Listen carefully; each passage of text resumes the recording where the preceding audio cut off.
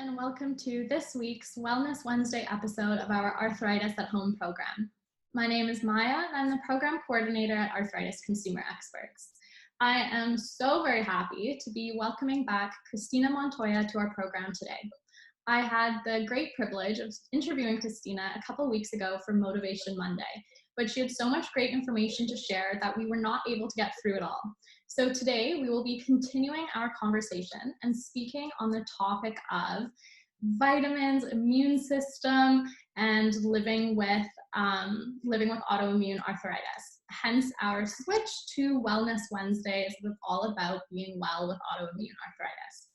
Cristina is a registered dietitian, a member in good standing with the College of Dietitians of Ontario, Dietitians of Canada, and the Arthritis Health Professions Association. As a patient advocate living with rheumatoid arthritis and Sjögren syndrome, Cristina participates in the Durham region Sjögren syndrome support group from the Arthritis Society of Canada, as well as the online consumer panel from the Arthritis Society.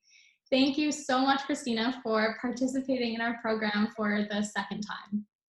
Thank you so much, Maya, for having me back. It's an honor to be here. I love the program. I really do. And just to be clear, like what we are going to discuss here is a general information, it's no prescription. If you require specific treatment, so please talk to your healthcare provider, rheumatologist, dietitian. So just want to make that clear. Yeah, thank you for highlighting that. And we'll get straight into the topic of the interview and our first question, which is that patients often hear conflicting information about immune boosters and vitamins, and they may be particularly interested in this topic during the COVID-19 pandemic. So we'd like to know, do these things work, and how might they affect someone living with an autoimmune form of arthritis differently? Well, let's put this into a little bit of perspective, right? What it means to be immunocompromised. And I think I wrote a little poem, right? So what we have here is, so personally, I miss the time when my incredible army of immune cells protected me against infections, healed my wounds, and helped me recover from a common cold. My soldiers, instead of defending me, started to attack the healthy tissues of my joints, eyes, digestive system, lungs, and other organs. So that rebel army took over, causing rheumatoid arthritis, Sjögren syndrome, and possibly celiac disease. I needed to defeat that, my own immune army, by taking them down with immunosuppressants to survive with my autoimmune conditions. So when the cold and flu seasons come around, or even COVID, do I really want to boost my immune system? That's the question. So here it is, when we really hear about immune boosters, what does that really mean for people with immunocompromised system like us? So every year, a new product, herbal, a miracle product comes around, but let's talk about some of the common ones. So echinacea.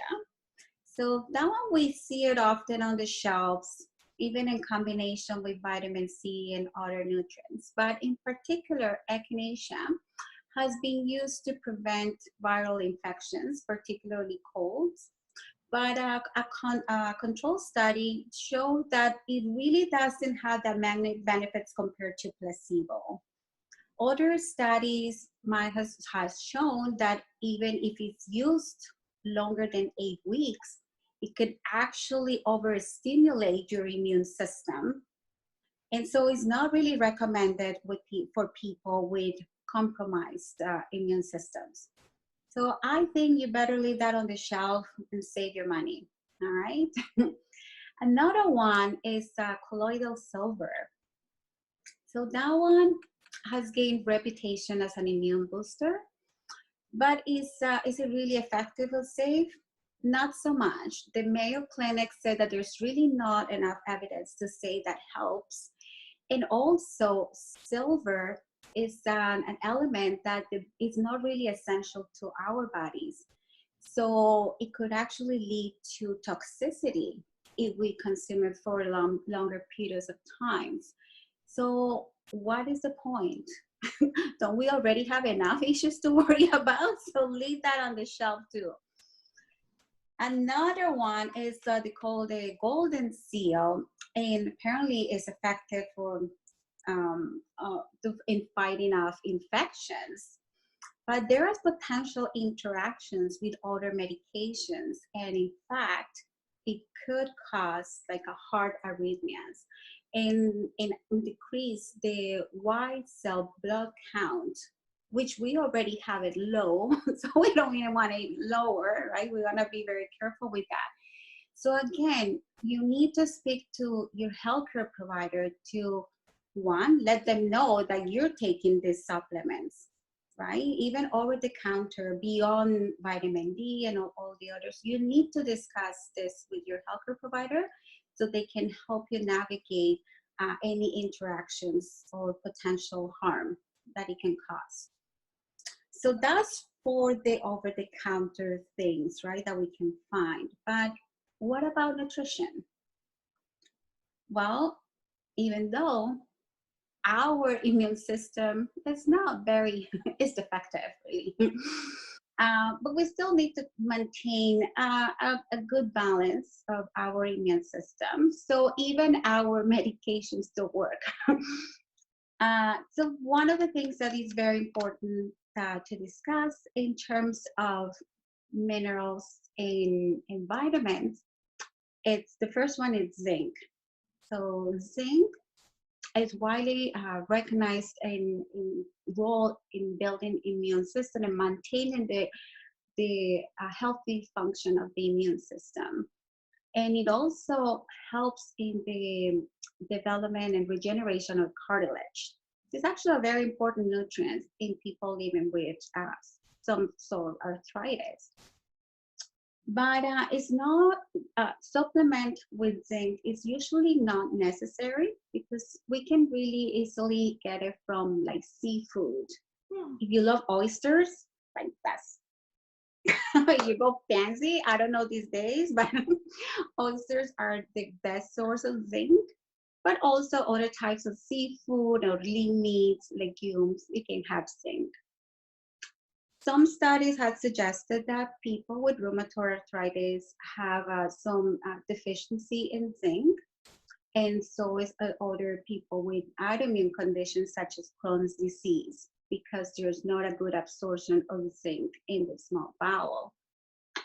So some people, if once in consultation with your physician or your healthcare provider, if they can determine an actual deficiency, then I think supplementation is helpful.